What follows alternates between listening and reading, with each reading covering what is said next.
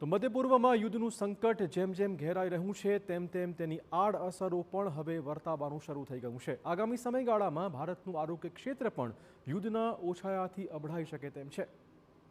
યુદ્ધની અસર અલગ અલગ ક્ષેત્રોમાં પડી રહી છે, ત્યારે મેડિકલ ક્ષેત્ર પણ બાકાત નથી. જો યુદ્ધ વધુ લાંબુ ચાલશે તો તેની અસર જોવા મળી શકે તેમ છે. નિષ્ણાતોનું કહેવું છે કે ઈરાક, ઈરાન, દુબઈ જેવા મિડલ ઈસ્ટના દેશોમાંથી સારવાર માટે આવતા દર્દીઓની સંખ્યામાં ઘટાડો થશે. આ સાથે ફ્રાન્સ તેમજ ઇઝરાયલ સહિતના દેશોમાંથી ટેકનિશિયન આવતા હોય છે, જેમને આવવામાં પણ અનેક અડચણ ઊભી થશે. યુદ્ધ લાંબુ ચાલે તો ઘણી બધી તકલીફ થઈ શકે. જેમ કે અમારી ટેકનોલોજી એટલી એડવાન્સ છે, અમારા ડાયગ્નોસ્ટિક મશીનો છે, થેરાપ્યુટિક મશીન્સ છે, એના અમુક પાર્ટ્સ જર્મનીથી આવતા હોય, ફ્રાન્સથી આવતા હોય, સ્વિટ્ઝરલેન્ડથી આવતા હોય અને ઇઝરાયલથી આવતા હોય. આ બધા પાર્ટને અહીંયા પહોંચાડવામાં વિલંબ થઈ શકે, તો ઘણી વખત દર્દીઓની સારવાર અટકી પડે એવું બની શકે. નવા મશીનો જે આવે છે એ લોકોના એર સ્પેસ બંધ થવાથી રૂટ ડાયવર્ટ થઈ જાય, એ લોકો ના ટાઈમસર પહોંચી શકે, તો નવા મશીનોના ઇન્સ્ટોલેશન ના થઈ શકે. સો મશીનરીમાં ઘણો પ્રોબ્લેમ થાય તો ટ્રીટમેન્ટ આઉટકમમાં પ્રોબ્લેમ થઈ શકે. ગુજરાતમાં મેડિકલ ક્ષેત્રે હાલમાં કોઈ પ્રકારની તકલીફ નથી, પરંતુ જો યુદ્ધ લાંબુ ખેંચાશે તો કેટલીક મુશ્કેલી વધી શકે તેમ છે.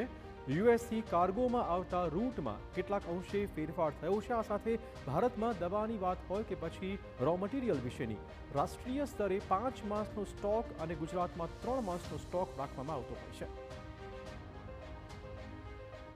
युद्ध के हिसाब से काफ़ी सारे रूट चेंज होंगे तो कोई तकलीफ नहीं होगी, लेकिन अभी जिस तरह से कैंसर की दवाइयाँ है, नेफ्रो की किडनी की दवाइयाँ है, जो वहाँ से इंजेक्टेबल पाउडर फॉर्म में जो आती थी, उसमें थोड़ी तकलीफ दिखाएगी. लेकिन इंडिया के अंदर एक सिस्टम है, ऑल ओवर इंडिया में जो भी उनकी दवाइयाँ का पाउडर या इंजेक्टेबल होता है 4.5-5 महीने का स्टॉक मिनिमम रहता है, और स्टेट वाइज 3 महीने का स्टॉक रहता है.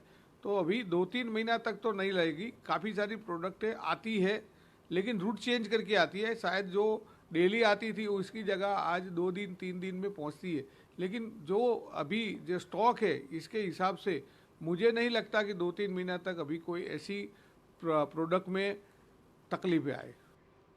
તો કેન્સરની દવાઓના રો મટીરિયલ તેમજ ત્યાંથી સારવાર માટેના અત્યાધુનિક મશીનો બનાવવામાં ઇઝરાયલ અગ્રેસર છે, અને યુદ્ધના પગલે અત્યાર સુધી કોઈ પણ પ્રકારની મુશ્કેલી થઈ નથી. પરંતુ જો યુદ્ધ લાંબુ ચાલશે તો ઇઝરાયલથી લાવવામાં આવેલ મશીનરીના સર્વિસીસ માટે કે ટેકનિકલ ખામી માટે મુશ્કેલી ચોક્કસ પડી શકે તેમ છે. ત્યારે એઝ ઓફ નાઉ એટલું આપણને ઇફેક્ટ થતી નથી, કારણ કે આપણી જોડે એટલા રિસોર્સિસ છે ને. પણ ઇઝરાયલ એઝ આપણા કેન્સર પેશન્ટ માટે મશીનરી કહીએ, ટેકનોલોજી કહીએ, સોફ્ટવેર કહીએ, અને અમુક જે કીમોથેરાપીની દવાઓના રો મટીરિયલ કહીએ, એના માટે થોડુંક ઇમ્પોર્ટન્સ છે આપણા માટે, પેશન્ટો માટે. તો આ બધું જે સપ્લાય આપણે ત્યાંથી જે થતો હોય છે અત્યારે કોઈ પ્રોબ્લેમ નથી. પણ જો કદાચ આ આપણું સંઘર્ષ લાંબુ ચાલે છે તો પોસિબલ છે કે એ સપ્લાય ચેનમાં થોડુંક પ્રોબ્લેમ થઈ શકે, થોડો વિલંબ થઈ શકે, અને એના કારણે નવા જો રેડિયેશન સેન્ટર આપણે ચાલુ કરવા છે તો એમાં પ્રોબ્લેમ વિલંબ થઈ શકે છે.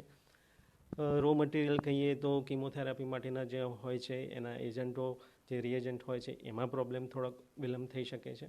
ઇક્વિપમેન્ટ્સ જે ઇઝરાયલમાં બન્યા હતા અને જેના સ્પેર પાર્ટ્સની જરૂર હોય કે રિપેર કે મેન્ટેનન્સની જરૂર હોય તો ત્યાંથી સ્પેર પાર્ટ્સ મેળવવા તેમજ ટેકનિશિયન્સને આવવા જવા માટેની મુશ્કેલીઓ ઊભી થઈ રહી છે. આ ઉપરાંત ઘણી બધી દવાઓ તેના ઓરિજિનલ ફોર્મ્યુલેશન્સ એપીઆઈ જે ઇઝરાયલમાંથી આવી રહ્યા છે તે પણ અત્યારે આવી નથી શકતા. તેના કારણે પણ કાચા માલની અછતના કારણે જે ફોર્મ્યુલેશન નથી થઈ શકતા, એના કારણે એ દવાઓમાં પણ ઉછાળો આવવાની શક્યતા છે. આ ઉપરાંત જે દર્દીઓ ગલ્ફમાંથી આવતા હતા, મિડલ ઇસ્ટમાંથી આવતા હતા, એ દર્દીઓ પણ ફ્લાઇટ્સને અવર જવર બંધ થઈ જવાના કારણે આવી નથી શકતા.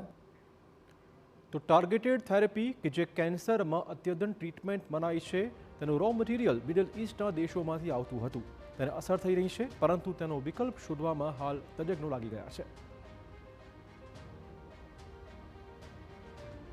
ટાર્ગેટેડ થેરાપી કીમોથેરાપી નહીં, રેડિયોથેરાપી નહીં, પણ નવી જનરેશનની જે ટાર્ગેટેડ થેરાપી આવી છે જેની સાઇડ ઇફેક્ટ્સ નથી. PSMA થેરાપી પ્રોસ્ટેટ માટે ડોટા થેરાપી ન્યુરો એન્ડોક્રાઇન ટ્યુમર માટે એની ઘણા બધા મોલિક્યુલ્સ આપણે મિડલ ઇસ્ટ નહીં તો પછી આપણે યુરોપમાંથી ઓર્ડર કરતા હતા. એ બધાના ફ્લાઇટ ડીલના લીધે થઈને અત્યારના અમારે દવા આવવાનું થોડું સ્લો થઈ ગયું છે. અત્યારના અમે લોકો નવા એમાં કોઈ ચિંતા કરવા જેવું નથી. We are searching sources from other countries. It is little more expensive but for our patients અમે લોકો એને કમ્પન્સેટ કરીએ છીએ. એમાં માર્જિન્સ પ્રોફિટના ડાઉન થઈ જાય પણ steel we are trying to give hour level best. મધ્ય પૂર્વની અશાંતિની અસર હવે વિશ્વભરમાં દેખાઈ રહી છે.